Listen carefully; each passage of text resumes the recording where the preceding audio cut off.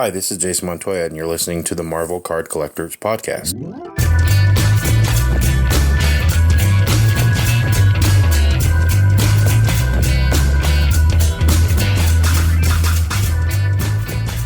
Hello, everybody.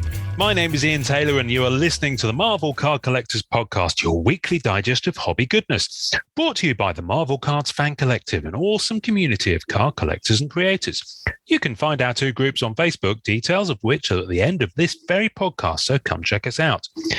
With me, as always, is my co-pilot in all things Marvel cards. Towards thee I roll, thou all-destroying but unconquering whale. To the last I grapple with thee.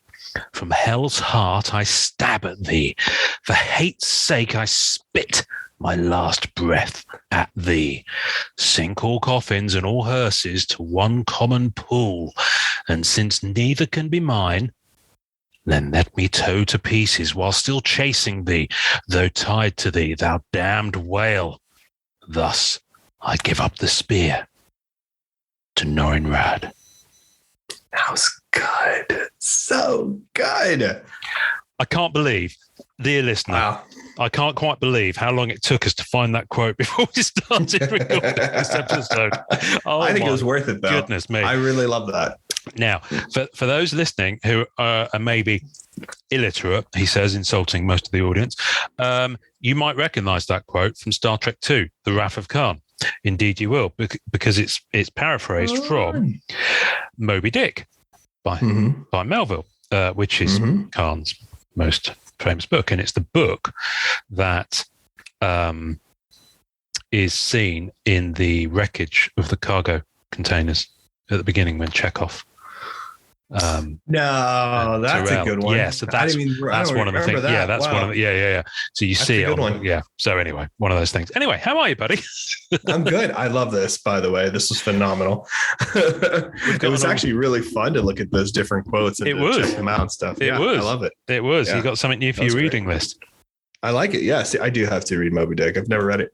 I should check it out. Now, obviously, people can't see this, but I joked before we started recording that I feel like I want you to tell that I feel like I want you to sit and read me a story because you've rearranged things. So you're sat in an armchair, a yellow armchair, as you record, rather than at your desk. Yeah, I got my desk out of this room and my desktop and my laptop now, and I got a little mic to this little Walmart portable folding table that I'm sure we all have here in America that we use for fast food eating in front of the television set because I do it myself. Wonderful. And I've kind of, I don't know, I'm kind of going to turn this space into like, hanging out, doing the podcast, look at cards, reading, writing, and just make it calm, cool, collected. I'm tired of working at home. Been working at home for 2 years now. Things are letting up. You know what I mean? I'm tired of having this huge standing desk, and I'm a pretty big guy. I'm 6'4", under 300 pounds, and basically, it just takes up so much of this space. I can't take it.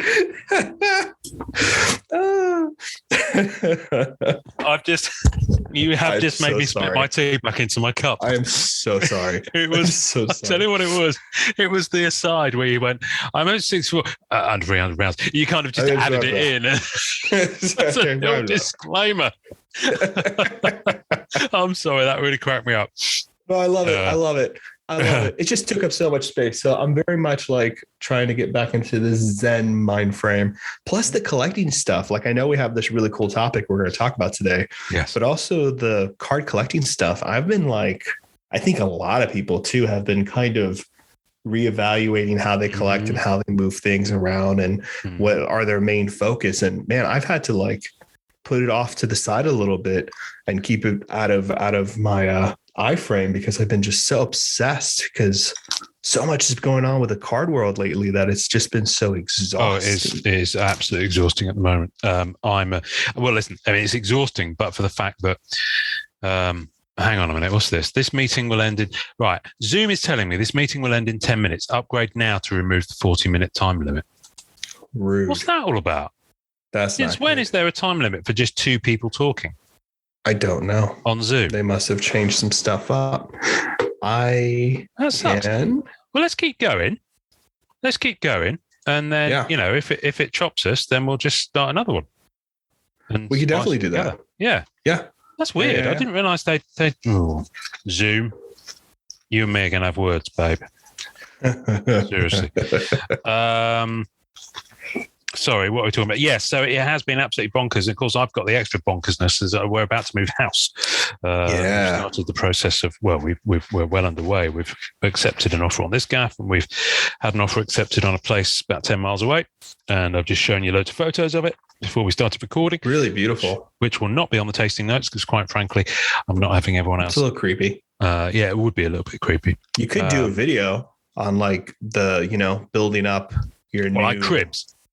Yeah. I think that's for people who are rich and famous and who have like 17 bedrooms in their house. No. But the realistic cribs, I feel like this was on SNL or some kind of skit comedy. I don't know if it was Jordan Peele or Dave Chappelle. Well, like blue collar cribs.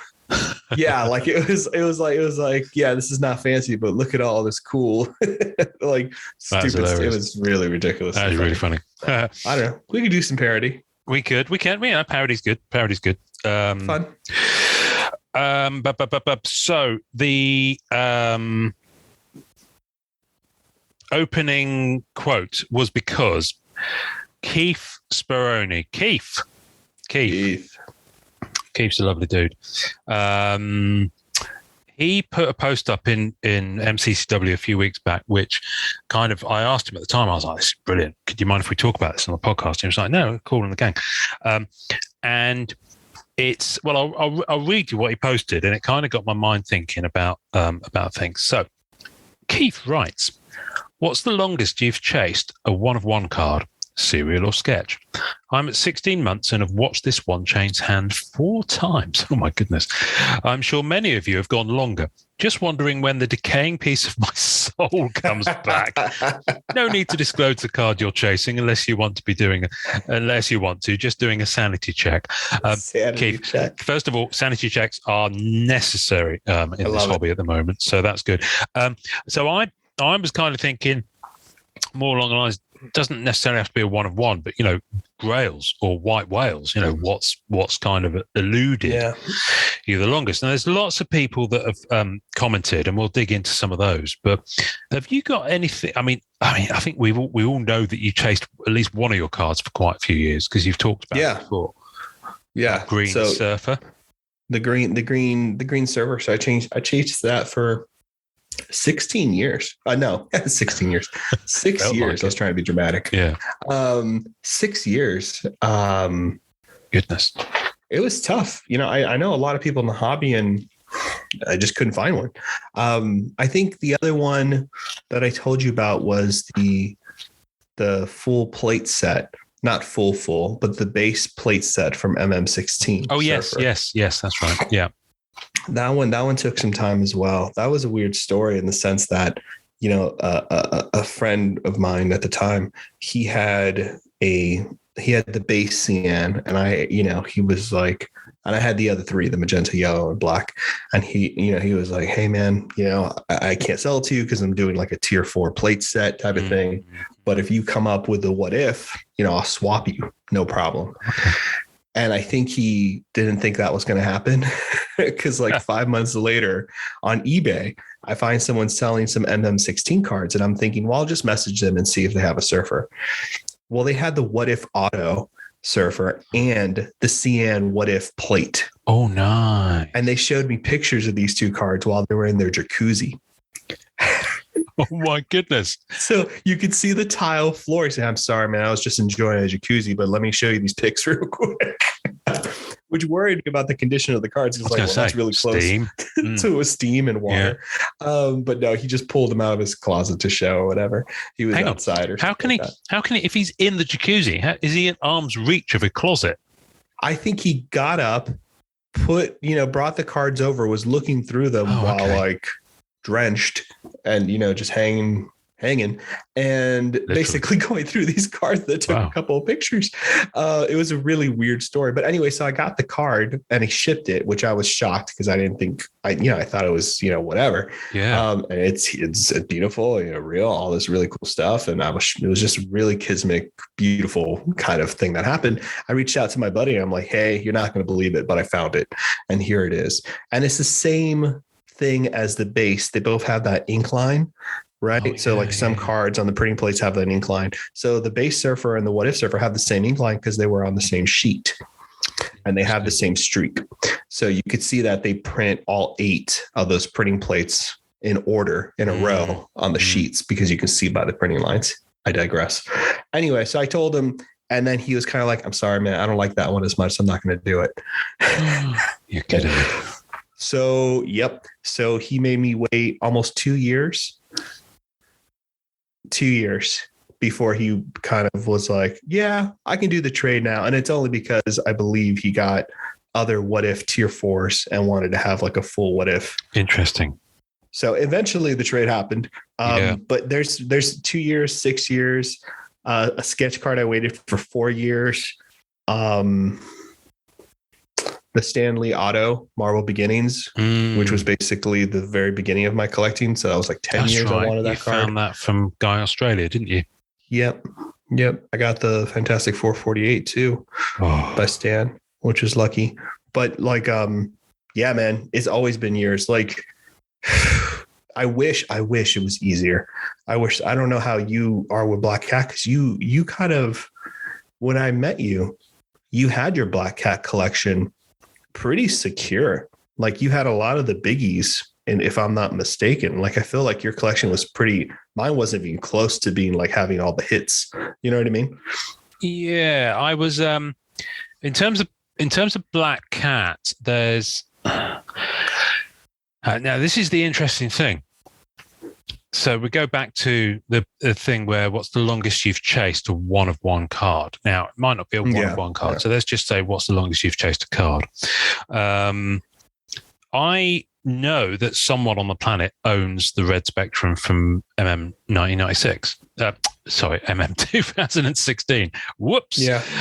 I know that someone on the planet owns the Red Spectrum from Masterpieces 2020, but I'm not actively chasing them. Yeah. Do you see what I mean? Because I know that if they came up, especially the MM 2016, it would be beyond my budget to buy it. So it comes to a point where I have to say, okay, for my collection, I've got to, for my own sanity, just say, okay, the line is drawn there, which is why it's made it easier to do something I'm doing at the moment. But we'll come on to talk to that. But I think in terms of sketches, there's one in particular that I know who had it from the very moment that it sold on eBay and I didn't win it. And that was back in 2010, 2011. Wow. Maybe even slightly earlier. That person joined the group in the last 6 months. And I've picked up that discussion with them. Oh, wow. So, and it's a positive discussion. I just need the funds really to do it. So yeah, there is a particular sketch AP that I'm keen on acquiring. There is one from Masterpieces 2020 that I'm just out of pure belligerent what's the word I'm looking for? Stubbornness is on my hit list. Simply because of the fact that someone had it, and because now this is perfectly fair what I'm about to say, but because that person didn't have what I wanted, they weren't even prepared to engage. They weren't prepared to say, okay, well, listen, I'll happily hold this for you, or, we can maybe do some other kind of deal. Do you see what I mean? They weren't willing to play ball. And yet this is a person in the hobby who has kind of come at me when I've got something they've wanted and really, really pushed and pressured.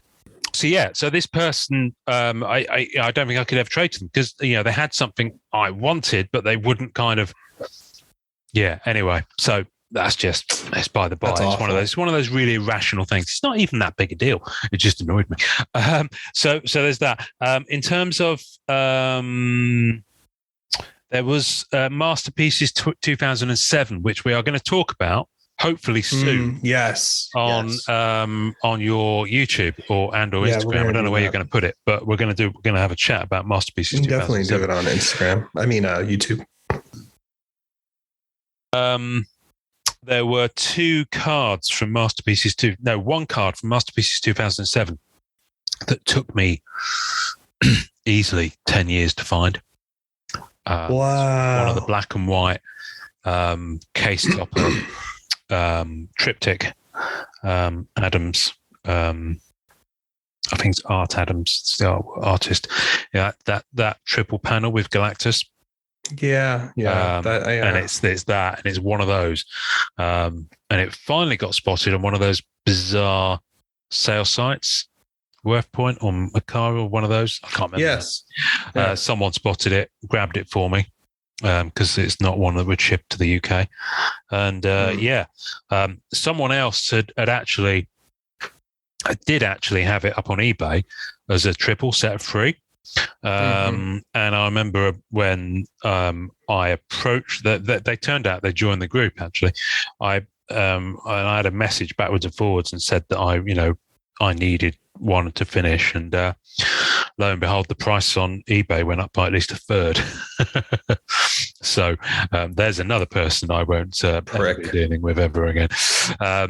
But it does make me laugh how people kind of forget that, if you're like that, it will follow you, and that reputation will follow you. But that's not what this episode is all about. So in terms of the chase, so yeah, I guess I did have a lot of the big stuff. I mean, you've seen me acquire a lot of the bigger stuff I was looking for in the last few years. Yeah, that's true. That's true. But what I didn't have, and which I didn't have till recently, was a kind of an overall spreadsheet that I'm still working on and adding to, of all the appearances of Black Cat on a trading card or a sticker. And that is kind of a never-ending quest. I mean, I can't imagine it being for one of the big tentpole characters like Captain America or Iron Man. I mean, can you imagine? Unfortunately, we don't have to, because our friend Pankit has done similar. his Pankit. Oh, bless him. Anyway, and as for the Spidey people, well, yeah, I'll pray for your soul. But, Black Cat's tough enough on that. So weirdly now, a lot of my grails are really small, obscure things. They're not necessarily high value things. They're just really small elements, which is clever. Quite strange. Well, it's funny because I did the same thing. Real quickly, I did the same thing for you with the MM16. Like, I know where the red is. And I had 3 or 4 opportunities to buy the Silver Spectrum Auto. I just couldn't bring myself to do it. It was always like 14, 25, most recently like 4K. And I was kind of like, what is this? Like, I just couldn't. And I think that this is something to bring back to like how long you've been chasing things for. I think sometimes when you've chased things for a long time as well, you kind of have to reevaluate. And it's not that I couldn't obtain it. I kept turning it down. It was more like I kept having to be like, do I really want to? Because at one point, and especially now with everything, the prices go so high and the hype and people are, trying to get money back for things, or, trying to make it their livelihood to sell cards, whatever people's reasons are for flipping, selling, or, feeling important, or whatever the case may be. For me personally, like, I've had to kind of sit back and be like, okay, that's enough. Like, it almost like when MM16 had that red Spectrum Surfer, and, I just can't see myself paying $2,000, and what the red Spectrum would be now would be a lot more, of course. Yeah. A lot more. But I just could not see myself paying the price for a card that just has red foiling on it. Yeah. When I could buy an original art piece from a comic book of like a mainstream Silver Surfer book. Yeah. You know what I mean? Like original source material. Like or even a sketch card. Like I just can't bring myself to make that compromise. And I think a lot of times we as collectors, and I see people get really upset and, that people have certain cards and all this other stuff. Like me and my Mando collection, like I have people who want particular things, and I feel bad that I can't sell it to them because it's so curated, that Mando set. You know, I learned so much about myself as a collector because I felt like I did that really right and smartly. Yeah. You know what I mean? And it made me feel so happy to like have the pieces that I wanted, and I was able to get them early. Yes. Because Mando just came out. You know what I mean? Yeah. When you're and you and I have talked about having an episode. Oh my God. Special treat coming to the episode. I haven't told Ian yet. We're about to hear his reaction. Oh, okay. I don't know if I should say the guy's name, but I won't just yet. Okay. We're getting a box of Silver Age to open on the podcast. Oh, exciting. Now, what I will say about Silver Age, and that is squeal, and we will do that maybe we'll obviously do it somewhere visual, however we do it. But yes. You remember when I opened all those packs of Silver Age, maybe about 18 months ago? Yes. A lot of bricking. A lot of bricking. A lot of bricking and sticking. A lot of bricking. The person I know keeps these pretty well air conditioning, so hopefully we don't have that issue. That's not always the case. Sometimes people keep these boxes really nice and they still brick. Of course, yeah. It happens. But hopefully what's really fun is we get to maybe pull cool auto or sketchograph. We'll put it on our YouTube channel, which we haven't really done a lot with because we're essentially a podcasting channel, and that stuff is really for like opening boxes that people maybe don't have access to, previewing things. So we'll probably put it on that channel there. Yeah. But something fun. Anyway, I totally just popped in my head. You know, we love side quests on this. Oh yeah. That's our whole brand. But we're one big side quest. The thing is, like, there are cards to me, and this brings me back to my bigger point. You know, when you're chasing one of ones, which are the hardest cards to chase, and I wasn't really okay to admit that because I was so close to the master collection of Surfer that I was like, no, I think it's important that we have one of one plates and all this stuff, part of the master collection. And I've changed my mind drastically now. I think for me as a collector, I went from, because the audience was pretty small, you know what I mean? This hobby wasn't that big at one point, from like collecting, okay, I'm going to have a master character collection of Surfer. You know what I mean? Because all these things seemed very achievable at one point. And now they're no longer going to be achievable. That's kind of going to vanish. So for me, I've been lately kind of looking at my collection and being like, okay, top 25. You know what I mean? Let's look at this. Like, and I still buy stickers, foreign cards. I buy every Surfer I can find that I don't have, obviously.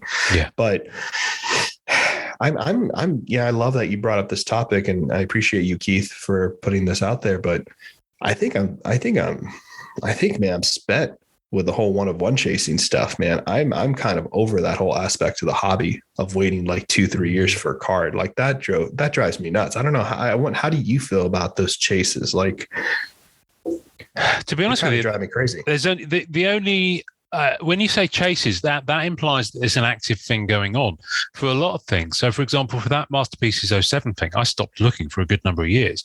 So, you know, it just took me that long to acquire it, but I wasn't quite hunting regularly for it, if you see what I mean. You know, and there's a whole period. Yeah, I do. You know, where I kind of dropped out of buying and being part of the hobby for a few years, around 2013, 2014. So it's difficult to quantify. I guess now the biggest thing for me is plates in that regard. So I've plates are my catnip at the moment, if you pardon the expression. I love plates. But I just really dig having, you know, plates along with, you know, as much of the rainbow as I can for Cat.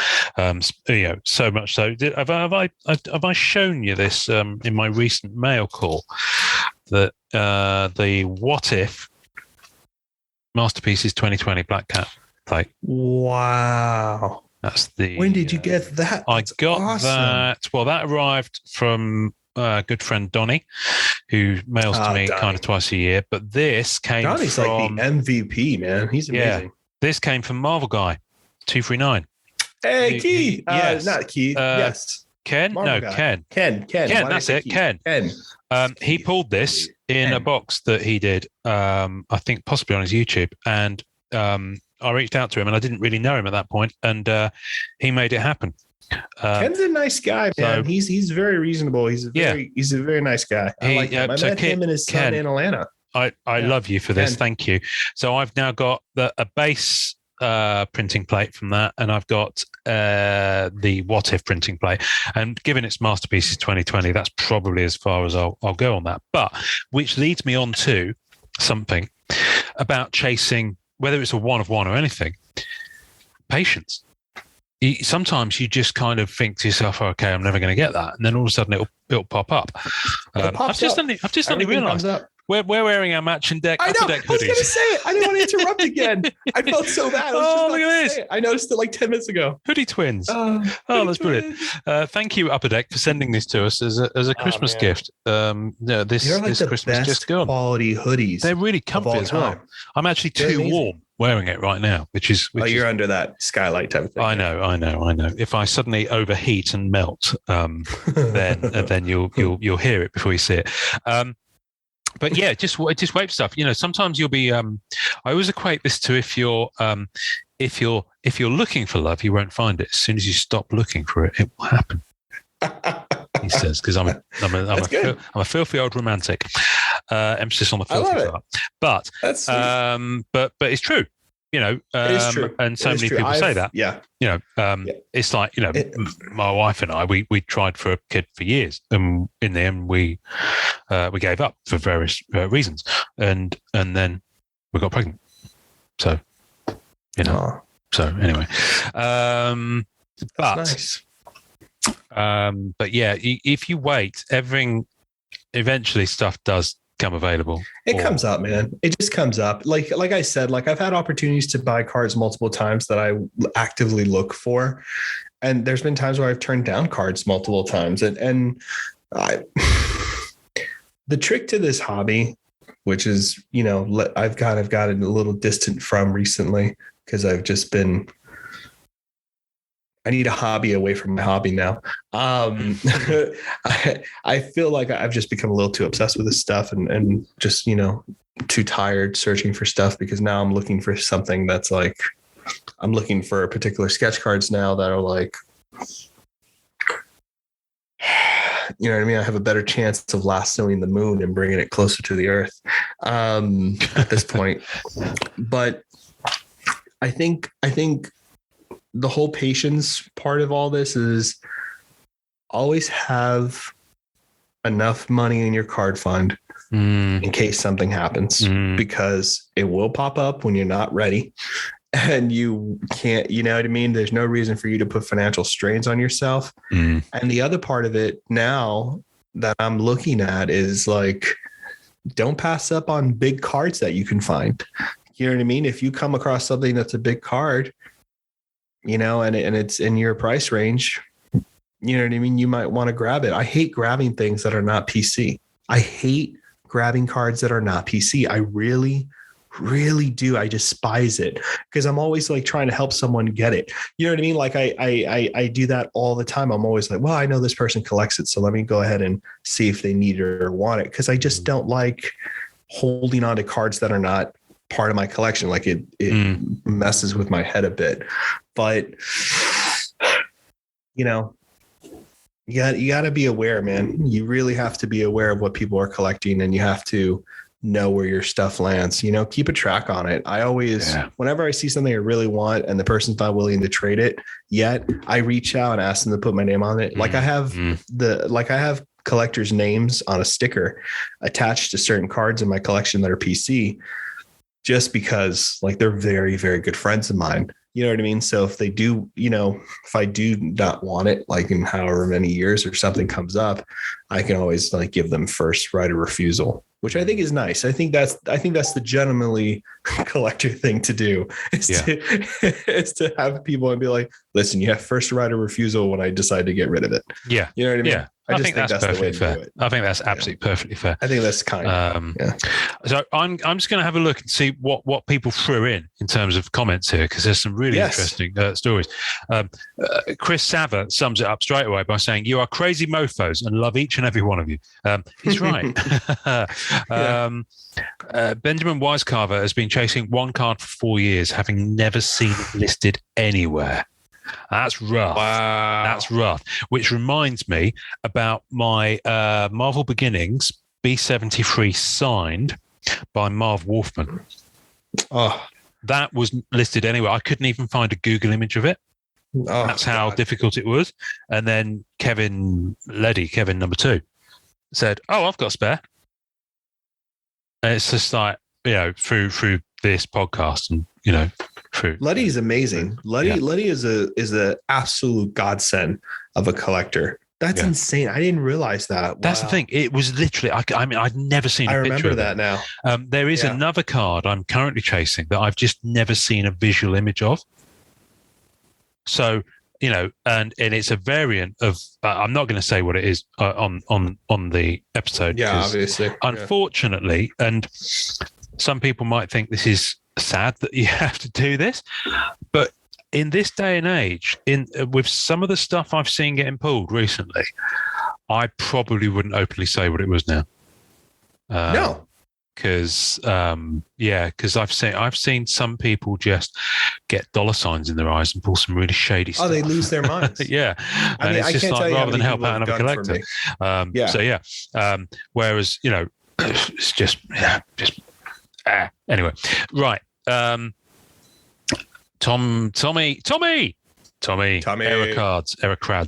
I know it's a simple thing, but naming the episode Error Crads with Tommy Henderson was, in my view, one of my creative finest hours. I'm still really pleased with that. And I know it's probably really, really shite, but I still really like it. It just made me laugh.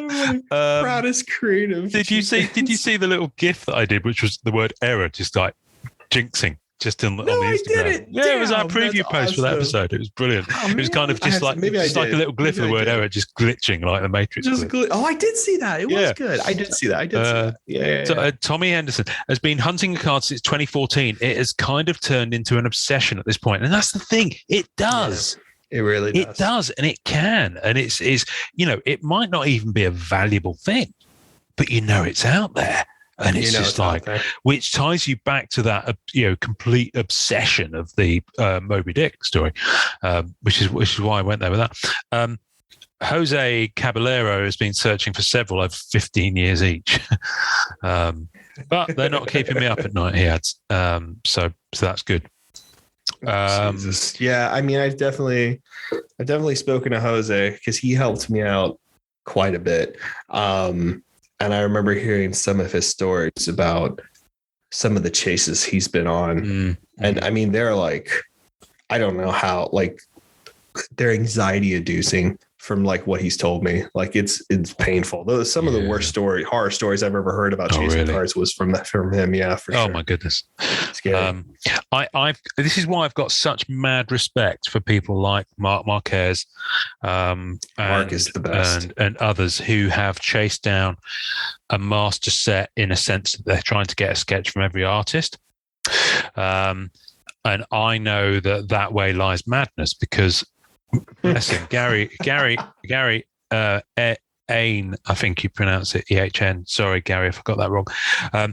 I've been doing a Captain America 75th anniversary master set. It's 5 years into the hunt. I'm down to 3 sketch artists to complete: Anthony Tan, Ashley Popplewell, and Lee Ferguson, who I've not heard of as an artist.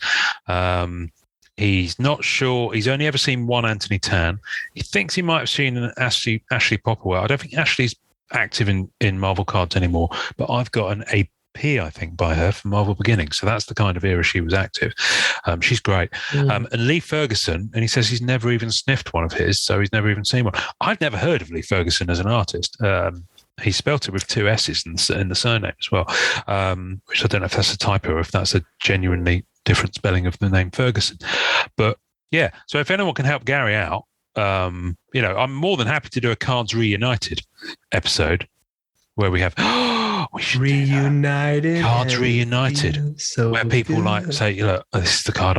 Yeah, that's not a bad idea. I like that. That's a great idea. I wish I could do. The problem is that so much of this stuff is, the real dark part about all this is that, like, and this has happened to me, like, you tell people you're missing certain cards, or like people know what you would want, and they want them too, and they don't want to hurt your feelings. Which is respect. I get it. Like, I remember talking to a collector. I won't say their name, and I was like, I waited to get a Silver Surfer sketch card off of them. And they really did put my name on a sticker on the top load on the back of the card. And they said that it's not ever going anywhere. So it's just going to me whenever we have something we can trade, like legit. And it was years, Ian. I mean, like over 5 years. It was, or 3 years. It was something crazy. And I finally got something, and I didn't think that they would want it. I was just, because we're very good friends, and I was talking to them, and all of a sudden they're like, I would like that. And I was like, oh, really? And I was like, yeah, I'm down to trade it. What do you want to do? I totally forgot. Like, I knew he had the card, but I didn't click for me at the time. He was like, well, I'm happy to do this. We've had this on the back burner for a while. Wow. And we did. No stress, trade, no hassle, no talking down, no try to negotiation. It was like one of his favorite cards. I couldn't believe it. It was the nicest thing. Well, this ties me back into that satisfying trades episode. Yes. Yeah. I recently did one with, I'm going to give him a shout out actually, because I think we need more of this. And that people have been doing it in group as well, which is really cool. I saw that. That was nice. James Edel. I know that person. Yes. And James is lovely. He was on Marvel on the Brain. That's right, James. With myself and Tony Perner. He is lovely. Billy Fasozzi's wonderful creation. And James and I just did a trade. He had some Black Diamond, and he's actually got more, and he's agreed to hold them until I can come up with some stuff that he'd want to trade. Wow, but that's basically nice. He kept throwing stuff out and saying, have you got any of these? And I go from a box and say yes or no. In most cases it was no, but I found enough to cover the stuff that he had in hand. So it was a fair balanced trade for both of us, and we just kept working at it really nicely and easily. And I just, I managed to hook him up with some stuff he'd been after. So it's always really good when you can do that. Now, admittedly, that's not a kind of a Grail thing, but it does touch on the fact that if it's a Grail card, whether it's a 1 of 1 or whether it's a limited, there's a lot of people who've commented where they're saying actually it's not a 1 of 1, but it's a 1 of 10. It's a 1 of 25 because they can be just as much of a 10s. I think 10s are harder than 1 of 1s. Yeah. I think 10s are harder than 1 of 1s because, in my experience, a lot of people that have a 10 is, and this is not me who thought of this. This was actually a very good friend of mine who said this to me. They were like, it's funny. 10s is that magic number where it's like enough people can try to make a set. Yeah. You know what I mean? Like 5, not so much. 10 though, you could have like 3 or 4. So you have enough competition, and not all the 10s are going to be pulled. I think that's what happened with Green Retro 2013. That was really tough for, maybe only one full set out there because so many people did run for that set. But I think it's pretty tough. It's not always the 1 of 1. Yeah, it really isn't. Yeah, it really isn't. The card investor, Wigan PI. I wish I knew the background behind that. I'd love him to come on the show. He's a lovely fella. I know what his real name is. I'm not going to say it because I don't want to assume he'd want it out there. But right. I don't try to chase down 1 of 1s usually. That's just a world of hurt. But my longest white whale is from a sports product. Yeah, interesting. TCI, he does cross both streams. It's from an insert set of 25 that I've been trying to finish since 2001. And I've been on this last card for maybe the past 15 years. So if anyone's got an absolute baseball home opener souvenirs home run parallel, 3 pieces of game used from home opener and 1 piece game used ball from the same game out of 25, he is missing a Barry Bonds. There were 2 on the checklist and I have 1. So I've no idea what most of the words in that sentence meant. I will be honest with you. But if you can help TCI out, then please, if you know your sports stuff, it'll be out there somewhere. But yeah, there's some interesting guys here. Obviously, when you have I know there's a lot of people because Keith's a lovely guy. Keith is awesome. I know of two one-of-ones I want. One is in the black hole of Mr. Foxham, so that's gone. And the other I've not seen, which is a 2020 Bucky Red Spectrum. I'll keep an eye out, but I always wonder if it was ever opened. So there's two things here. First of all, sealed. Yes. There's a lot of sealed product collectors out there. I know of at least one or two people in group who are sitting on sealed cases of Masterpiece 2020, which will never be opened because they collect it sealed. Yeah. And a lot of people at the time and since and hearing this will probably think, well, that's just not fair. My son, well, it's his case. He can do what he wants with it. He can poke it do up what his he bottom wants. if he wants. It doesn't matter. But you know what? It could be that one of my. Isn't that shocking? That's the collector mindset. No one blames you. One of the cat plates might be in there. But the thing is, because I've got one of the regular and one of the what if, that's enough for my rainbow. Because I know with masterpieces, that way madness lies. Yep.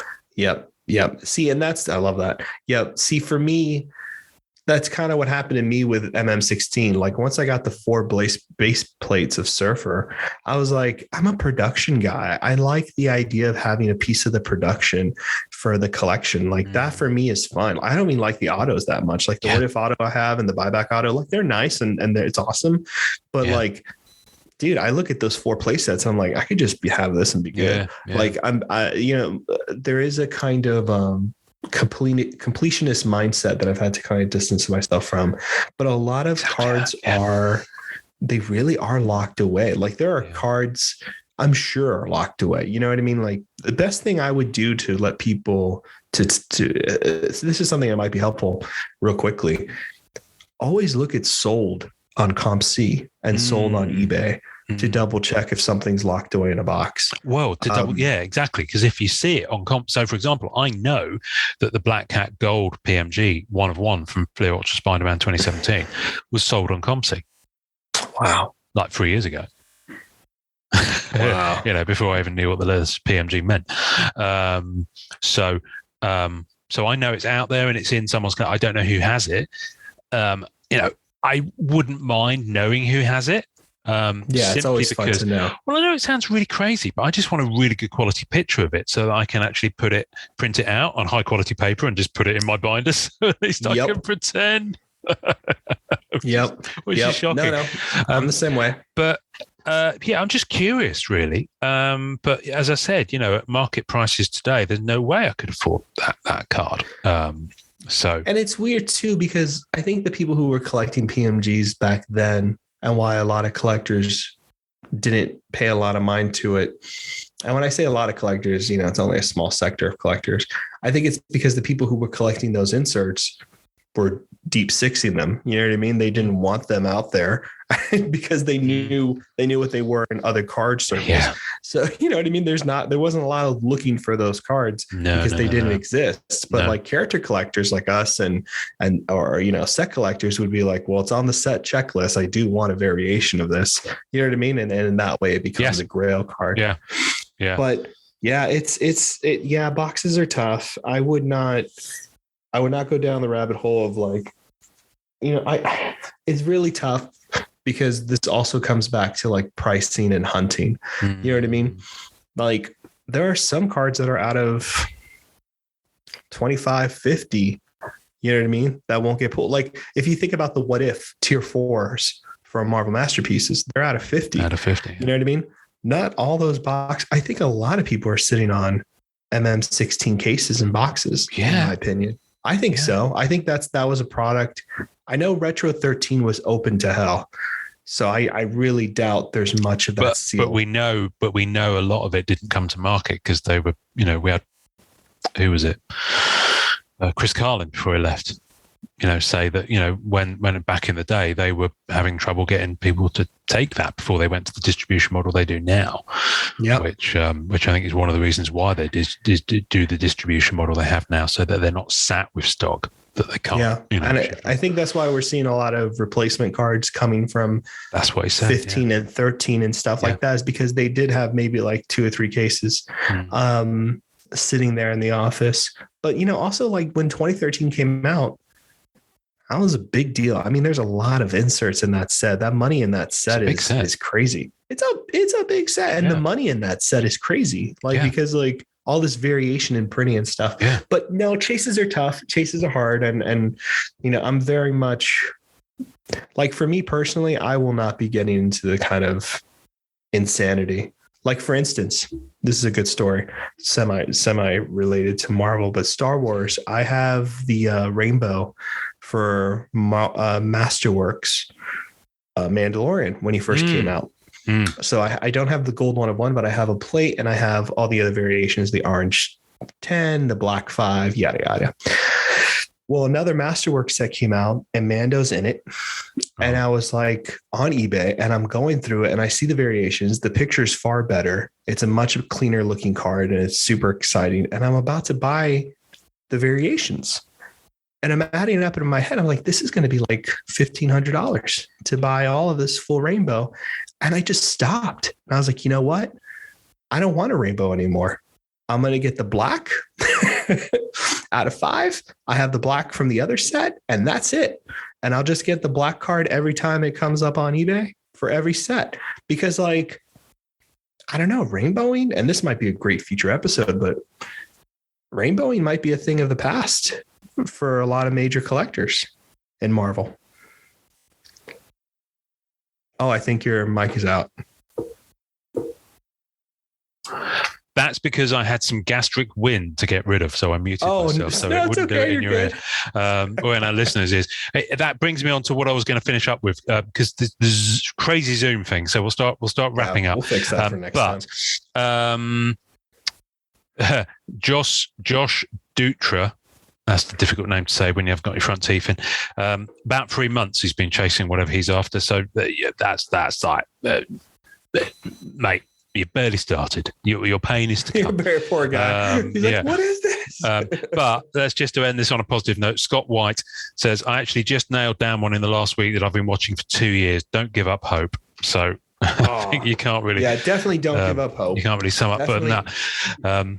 So speaking of hope, so I alluded to this earlier, and people in the group will know I'm doing this because of the move, and I need to raise some capital to just cover some move costs. So I've put 2 cards up for sale that I never thought I'd put up for sale, but it's either that or I have to put up loads of individual things, which takes time, or I have to part with my Masterpieces 96 set, which I'm 2 cards away of the base set, and I'm just like, it's just easier to move one thing that would be a high value than move. I agree.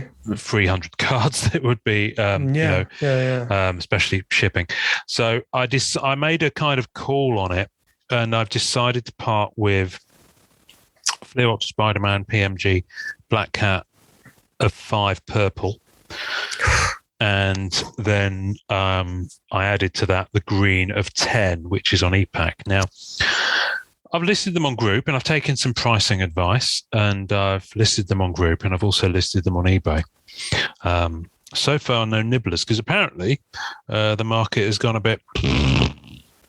But it also does raise an interesting question of if these were as sought after as as all the hype has led many people to believe, I'm surprised I've not gotten more interest so far. Now, this will be a whole other talking point. But what I will say is I've had 2 really lowball offers of 10% of the value that I've got them listed for on eBay. Well, on each. Yeah, so I'm going to publicly say what's going on here, because I think it's god awful. You've got 4 minutes. 4 minutes. 4 minutes. Great. We can always do another episode. Selling very high. No. PMGs were selling very high, very high. I was brokering a lot of deals for people. And what ends up happening is that a lot of these collectors who were collecting PMGs are now missing 1 or 2 cards out of these sets, and they don't want to pay any more money into the primary investment because they want to control the market. So right now what's happening is a lot of people who have these sets are currently deciding not to, they're basically waiting people out, and it's highly disgusting. And basically that's why you're seeing what's happening right now. This kind of started from that golden auction where a lot of things were put on there that weren't very high value.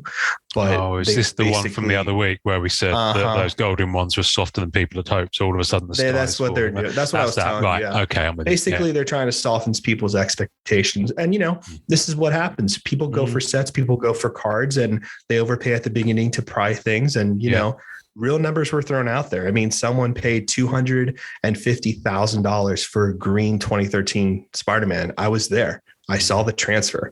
Like it happened. You know what I mean? So it's not like it's not real. And a lot of other cards have sold very high too. But that's currently what's happening. The reason you're not getting those big offers that everyone, were in quotes hyping up. And I think that's the kind of disgusting part too, is that a lot of people, well, that's worth $1 million. And then you're like, well, what would you give me? I was like, I'll give you like $500. I was like, then shut up. Yeah. Exactly. Throw out a stupid number if you're not going to buy it. I've sought some very considered advice on where to price them. And I think given the rarity of them and the fact that you simply cannot find. I think your prices are more than fair. Yeah. You cannot find a single purple PMG from any character for Flea Ultra Spider-Man on eBay at the moment.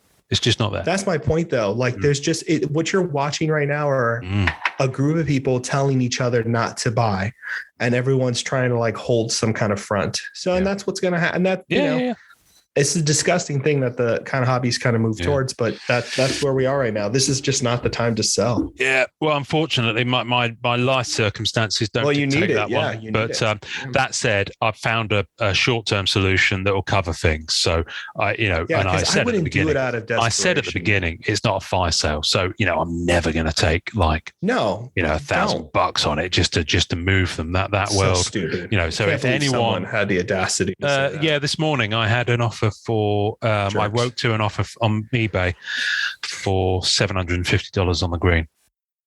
That's 10% of the Arsenal. It's like, come on, man.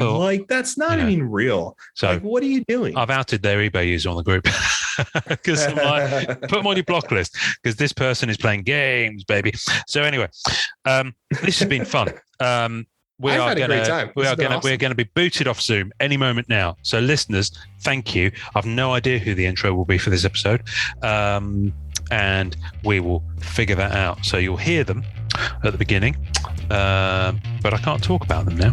But they're gorgeous, whoever they are. Yeah. And remember, no matter how long you chase a one of one, enjoy collecting. Thanks for listening to the Marvel Card Collectors podcast.